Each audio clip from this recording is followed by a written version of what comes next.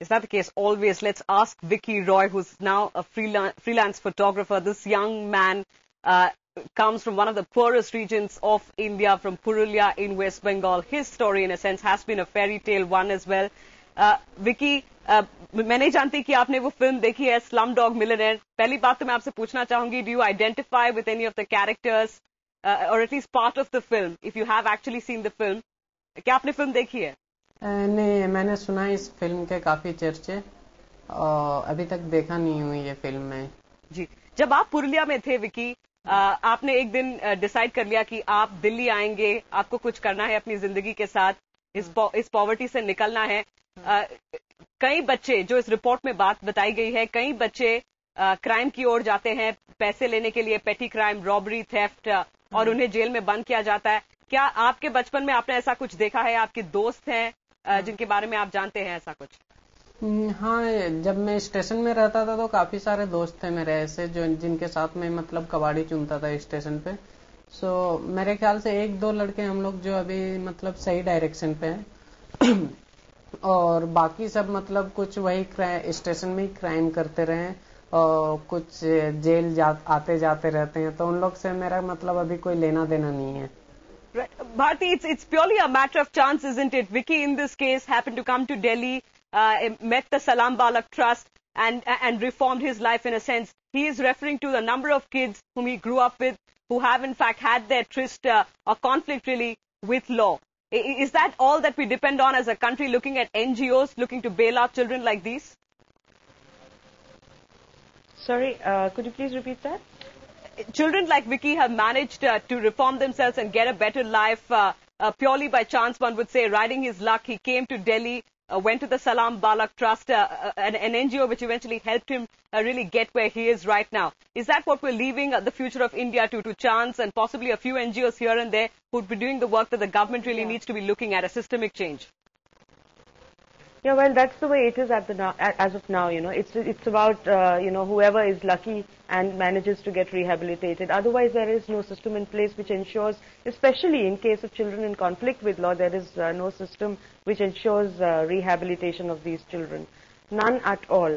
And Delhi, I think, is a little fortunate because Delhi has got a committee appointed by the High Court, which is called the Juvenile Justice High Court Committee, which is looking into some of these issues. But there are states across the country where, you know, there are not even separate spaces for these children in conflict with law. And we don't even have JJBs, Juvenile Justice Boards, meant to deal with the cases of these children in place in all the states, including Delhi. Delhi is also far behind on that.